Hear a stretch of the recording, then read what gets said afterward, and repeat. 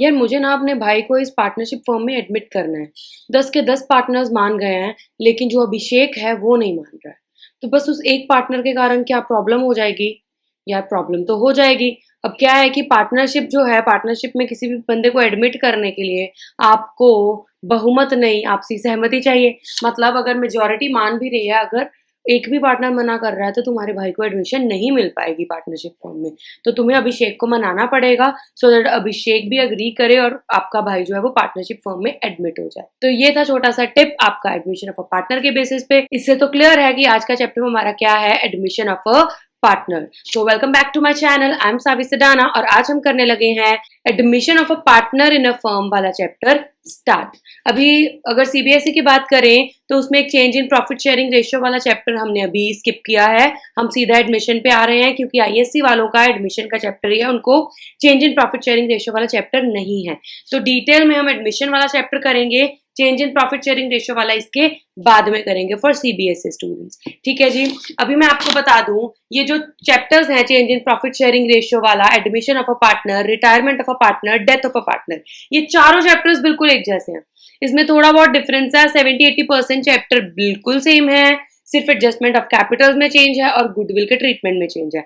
बाकी ये सब चैप्टर्स ऑलमोस्ट सिमिलर हैं, इसमें बहुत ज्यादा सिमिलैरिटीज हैं। तो अगर आपने एक चैप्टर अच्छे से किया तो आप हिसाब लगा लो कि आपका 70-80% of the other chapters is also done. तो आज शुरू करते हैं हम admission of a partner. Admission of a partner से पहले मैं आपको बता दूं, ये जो 4 चैप्टर्स के मैंने नाम लिए, which is change in profit sharing ratio, admission of a partner, then retirement of a partner, then death of a partner, ये जो चारों चैप्टर्स हैं, ये चारों चैप्टर्स में क्या हो रहा है, फर्म रिकॉन्स्टिट्यूट हो रही है। क्या मैंने वर्ड बोला, फर्म क्या हो रही है, रिकॉन्स्टिट्यूट। रिकॉन्स्टिट्यूट होने का मतलब क्या है, रिकॉन्स्टिट्यूशन का मतलब क्या है कि फर्म तो वही है, फर्म की एसेट्स लायबिलिटीज वही है, लेकिन पार्टनर्स जो है वो पुरानी पार्टनरशिप खत्म होके, फर्म नहीं खत्म हो रही, पार्टनरशिप जो थी पुरानी वो खत्म होके एक नई पार्टनरशिप बन रही है। किस किस केस में बन सकती है, जैसे मैंने बताया, due to change in profit sharing ratio. मतलब लेट्स से एबीसी पार्टनर्स थे, ठीक, उनकी प्रॉफिट शेयरिंग रेशियो थी 2:2:1। अब बोलते हैं कि सब इक्वल काम कर रहे हैं, सब इक्वल पैसा लगा रखा है, तो तीनों की प्रॉफिट शेयरिंग रेशियो भी इक्वली होनी चाहिए। तो उन्होंने प्रॉफिट शेयरिंग रेशियो बदल के 1:1:1 कर दी। तो कोई नया पर्सन नहीं आया, कोई पर्सन निकला नहीं, लेकिन जो पुरानी पार्टनरशिप जो उनकी प्रॉफिट शेयरिंग रेशियो थी, वो प्रॉफिट शेयरिंग रेशियो अब चेंज हो रही है। तो उस केस में रिकॉन्स्टिट्यूशन हो रहा है फर्म का, तो उसका ट्रीटमेंट कैसे होगा, ये हम change in profit sharing ratio वाले चैप्टर में सीखेंगे।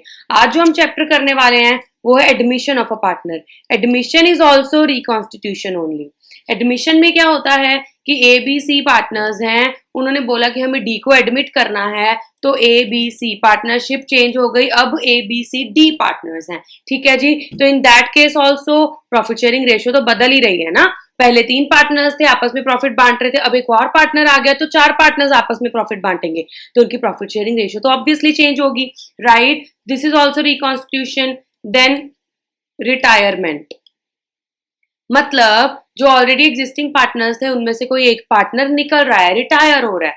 देन डेथ, मतलब कोई एक पार्टनर मर गया। सो इन ऑल दीज केसेस क्या हो रहा है, जो पुरानी फर्म तो वही है, जो पुरानी पार्टनरशिप थी वो पुरानी पार्टनरशिप खत्म होकर एक नई पार्टनरशिप बन रही है। So this is all these are cases of reconstitution. तो इसलिए क्योंकि सब केसेस में हो तो रिकॉन्स्टिट्यूशन रही है ना, तो अकाउंटिंग ट्रीटमेंट ऑलमोस्ट सिमिलर होगा, सिर्फ कुछ कुछ चेंजेस होंगे। जो एडमिशन में अलग होगा, change in profit sharing ratio में अलग होगा, रिटायरमेंट में अलग होगा, डेथ में अलग होगा। फॉर एग्जाम्पल गुडविल का ट्रीटमेंट, एडजस्टमेंट ऑफ कैपिटल का ट्रीटमेंट, प्रॉफिट शेयरिंग रेशियो निकालना, तो ये कुछ छोटे मोटे छुटपुट ट्रीटमेंट्स हैं जो अलग होंगे। बाकी चैप्टर बहुत आसान है।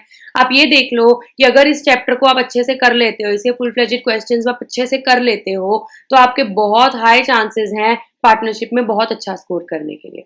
ठीक है जी। तो चलिए अभी हम शुरू करते हैं एडमिशन की स्टार्टिंग।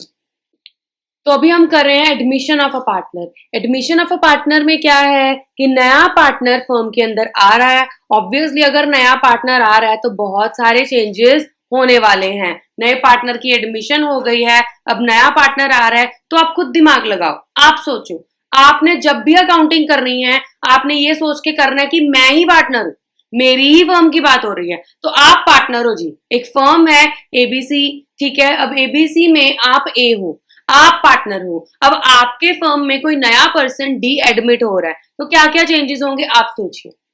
ठीक है, आपको टाइम दिया, आप सोचिए।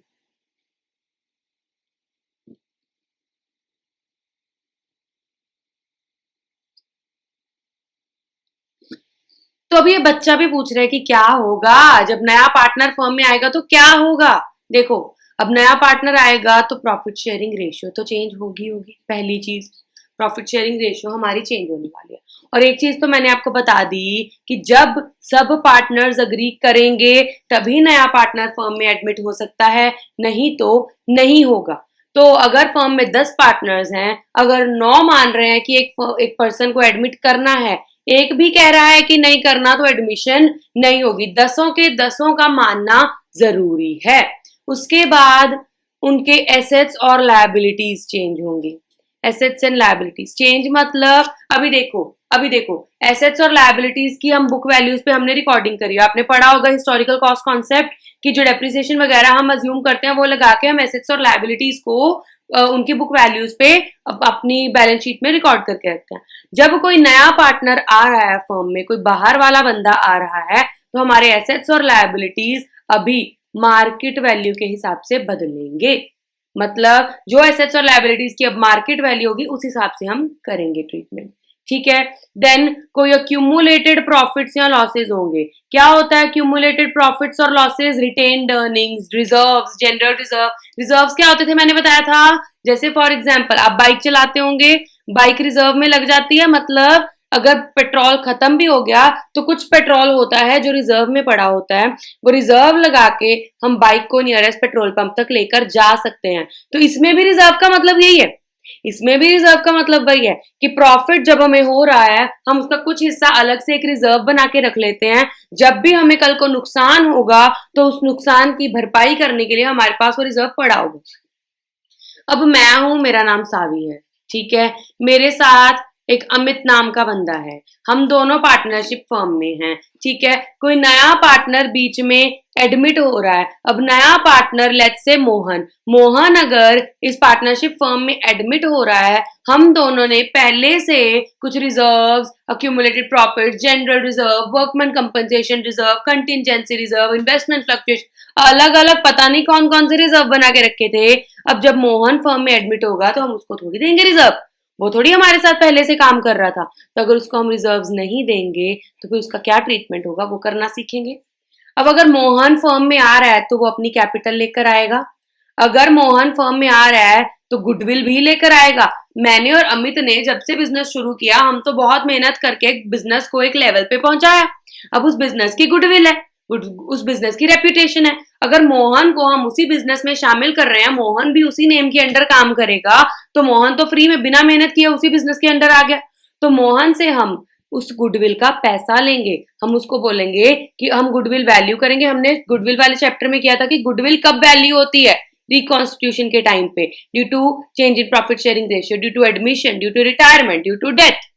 अलग अलग केसेस में गुडविल वैल्यू होती है। अभी हम एडमिशन कर रहे हैं, एडमिशन के केस में भी गुडविल वैल्यू होगी। क्यों वैल्यू होगी? कि हम देखेंगे जो बिजनेस हम कर रहे हैं उसकी क्या गुडविल है और मोहन कितना हिस्सा लेकर आएगा गुडविल का इसी बिजनेस में शामिल होने के लिए।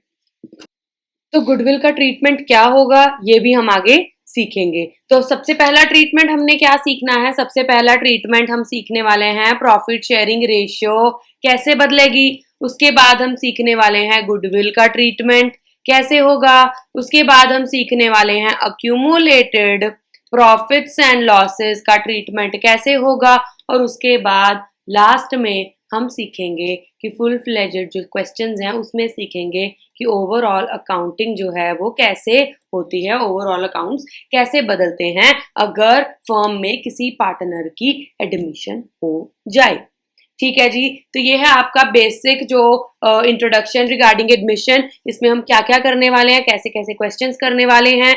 बहुत ही आसान टॉपिक है, बहुत ही आसान चैप्टर है, इसको अच्छे से कर लो, आपका एडमिशन ऑफ अ पार्टनर पे बहुत अच्छा होल्ड हो जाएगा।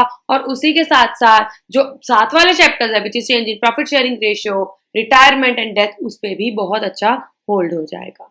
ठीक है जी। तो एडमिशन में क्या क्या होगा ये मैंने आपको बता दिया। प्रॉफिट शेयरिंग रेशियो बदलेगी, एसेट्स और लायबिलिटीज के चेंजेस आएंगे, गुडविल चेंज होगी, गुडविल नया पार्टनर लेकर आएगा, अक्यूमुलेटेड प्रॉफिट्स और लॉसेस का ट्रीटमेंट होगा, राइट। कैपिटल अकाउंट्स बदलेंगे, उनकी कैपिटल्स चेंज होंगी, ठीक है। तो ये सब ट्रीटमेंट जो हम हैं इन्हीं क्वेश्चंस में सीखेंगे। तो चलिए इसके क्वेश्चंस देखते हैं। सबसे पहला टॉपिक मैंने क्या बताया, प्रॉफिट शेयरिंग रेशियो। तो प्रॉफिट शेयरिंग रेशियो के बेसिस पे हम क्वेश्चंस करते हैं। तो प्रॉफिट शेयरिंग रेशियो कैसे चेंज होती है उसके लिए मैं 3 स्टेप्स लिखवा रही हूँ, वो 3 स्टेप्स आप लिख लीजिए। वैसे तो मैं डिटेल में समझाऊंगी कि प्रॉफिट शेयरिंग रेशियो कैसे चेंज हो रही है, क्यों चेंज हो रही है, उसका बेसिक रीजंस, राइट, कि ऐसे क्यों कर रहे हैं हम। लेकिन अगर किसी बच्चे को ये 3 स्टेप्स याद हो जाते हैं, ये 3 स्टेप्स आप दिमाग में बिठा लेते हो, तो क्या है कि आपका हर क्वेश्चन जो है वो बहुत इजीली उसी मेथड से सॉल्व होगा। आपको अलग अलग मेथड्स याद रखने की जरूरत नहीं पड़ेगी। तो पहला है find out the ratio in which find out the ratio in which the new partner is taking his share from the old partners. तो जो नया पार्टनर है वो ओल्ड पार्टनर से कौन सी रेशियो में शेयर ले रहा है वो क्या फाइंड आउट करेंगे। Second, multiply the share of the new partner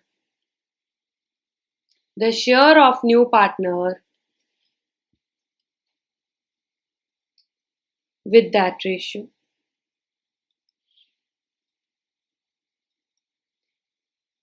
Found in step 1.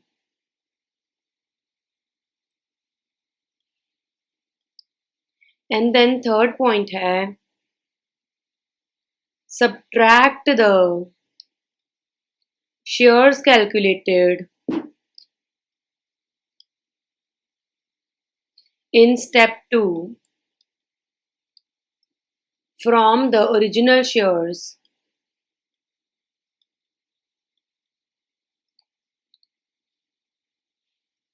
of the old partners. Right, बहुत ही आसान, बस ये कर लो 3 स्टेप्स, आपका क्वेश्चन सॉल्व। तो अभी हम देखते हैं कि किस किस तरीके के आपके न्यू प्रॉफिट शेयरिंग रेशियो के बेसिस पे क्वेश्चंस आ सकते हैं। तो चलिए शुरू करते हैं। हाँ जी, तो पहला सवाल क्या कहता है, बोलते राज, राम एंड रमेश पार्टनर्स थे, उनकी प्रॉफिट शेयरिंग रेशियो थी 5:3:2। सुरेश को एडमिट कर रहे हैं फॉर 1/5 शेयर इन प्रॉफिट और नई प्रॉफिट शेयरिंग रेशियो एडमिट करो। पहले मैं बेसिक समझाती हूँ कि हो क्या रहा है। देखो 3 पार्टनर्स थे, उनकी प्रॉफिट शेयरिंग रेशियो दे रखी है। सुरेश एडमिट हो रहा है फॉर 1/5 शेयर, आपने मैथमेटिक्स में की है। अगर ये टोटल है पूरा 1 शेयर है, अगर ये टोटल पूरा फर्म है, ठीक है, उसके प्रॉफिट को हमने 5 हिस्सों 1/5 है ना, तो मतलब टोटल हिस्से कितने हैं, 5 हिस्से हैं, राइट। उसमें से एक हिस्सा हो गया सुरेश का, यही है ना मैथमेटिक्स में हमने सीखा 1/5 मतलब 5 में से एक हिस्सा। तो अगर 5 में से एक हिस्सा है सुरेश का तो बाकी हिस्से कितने बच गए, 1 2 3 4, 4 हिस्से हो गए बाकी पार्टनर्स के, मतलब 4 हिस्से, 4/5 हिस्से किसके हो गए, Ram plus Raj plus Ram plus Ramesh sorry. तो ये तीनों का टोटल है, हमें टोटल थोड़ी चाहिए मैम, हमें टोटल से कोई मतलब नहीं, हमें बताओ तीनों का अलग अलग कितना, बताती हूँ रुको। अब देखो उन्होंने तीनों का इकट्ठा बता दिया, तो क्या करेंगे, अगर तीनों का इकट्ठा इतना है और कुछ इन्फॉर्मेशन नहीं दी है तो जितना तीनों का इकट्ठा शेयर है उसको उनकी प्रॉफिट शेयरिंग रेशियो में बांट दो। जितना उन तीनों का इकट्ठा शेयर है उसको तीनों की प्रॉफिट शेयरिंग रेशियो में बांट दो, तीनों का अलग अलग आ जाएगा, क्योंकि और तो कुछ हमें दिया नहीं। तो फिर ऑब्वियसली दिमाग यही लगाओगे ना कि मैम अगर तीनों का इकट्ठा 4/5 है तो हम क्या करेंगे, तीनों का अलग अलग कैसे निकालेंगे, बेटा जो उनकी पुरानी प्रॉफिट शेयरिंग रेशियो थी उसमें बांट दो, तीनों का अलग अलग आ जाएगा। तो राज का शेयर कितना आ जाएगा, 4/5 को 5/3 में डिस्ट्रीब्यूट कर देंगे, तो 4/5 इंटू 5 बाय टोटल कितना 10। राम का 4/5 इंटू 3/10। रमेश का 4/5 इंटू 2/10, और लास्ट सुरेश का तो हमें पता ही है, सुरेश का शेयर कितना है 1/5। तो ये कितना आ जाएगा, 4 5 20/50, 12/50, 8/50, 5 अब इधर तो ओवर 5 है, तो 5 को 50 कैसे बनाए, 10 से मल्टीप्लाई करके, ऊपर भी 10 से मल्टीप्लाई कर दो, तो 10/50। तो योर न्यू रेशियो इज 20:12:8:10। इसकी 2 पे कटिंग हो सकती है, 2 10s are 2, 6 are 12, 2 4s are 8, 2 5s are 10। तो 10:6:4:5 is your new ratio। ये तो हो गया सिंपल तरीके से। अभी वो स्टेप्स फॉलो करके बताऊं, वो स्टेप्स हमने लिखे थे। सबसे पहले फाइंड आउट करेंगे in which new partner is taking his share from the old partner, कि पहले देखेंगे कि जो नया पार्टनर है वो किस रेशियो में लेगा ओल्ड पार्टनर से हिस्सा। अब नया पार्टनर आ रहा है सुरेश कहता जी हाँ जी भी तुम तीनों बता दो। वो तीनों आपस में लड़ने लग गए, क्या करे भाई क्या करे। तो वो कहते कि कुछ नहीं, अगर कुछ और हमारे पास इंफॉर्मेशन नहीं है, कुछ और हम कंक्लूजन पे नहीं आ रहे, तो क्या करेंगे, जो हमारी ऑलरेडी प्रॉफिट शेयरिंग रेशियो है उसी रेशियो में दे दो। तो मतलब पहले स्टेप का आंसर आ गया। फर्स्ट स्टेप का आंसर क्या है, कौन सी रेशियो में ये तीनों शेयर देंगे, 5:3:2। जब कुछ नहीं दिया तो जो रेशियो है उनकी ऑलरेडी उसी में वो दे देंगे शेयर। तो पहले स्टेप का आंसर आ गया, हमने फाइंड आउट कर लिया जिस रेशियो में नए पार्टनर को वो शेयर देने वाले। ठीक है जी, उसके बाद आ जाओ नेक्स्ट पे। नेक्स्ट स्टेप क्या कहता है, multiply the share of new partner with the ratio found in step. जो नए पार्टनर का शेयर है उसको मल्टीप्लाई करेंगे स्टेप 1 में जो रेशियो निकाली उसके साथ। नए पार्टनर का शेयर कितना 1/5, तो राज का कितना आ जाएगा मल्टीप्लाई करके 1/5 इंटू 5/10। राम का आ जाएगा 1/5 इंटू 3/10। रमेश का आ जाएगा 1/5 इंटू 2/10। तीनों का निकाल लिया, ये आ जाएगा 5/50, ये आ जाएगा 3/50, ये आ जाएगा 2/50। Second step done. Third step क्या कहते हैं, जो हमने कैलकुलेट किए हैं सेकेंड स्टेप में पॉइंट्स, जो हमने शेयर्स कैलकुलेट किए हैं वो उनके ओरिजिनल शेयर में से लेस कर दो, आपकी नई रेशियो आ जाएगी, न्यू रेशियो आ जाएगी। तो कर लेते हैं जी, चलिए करें।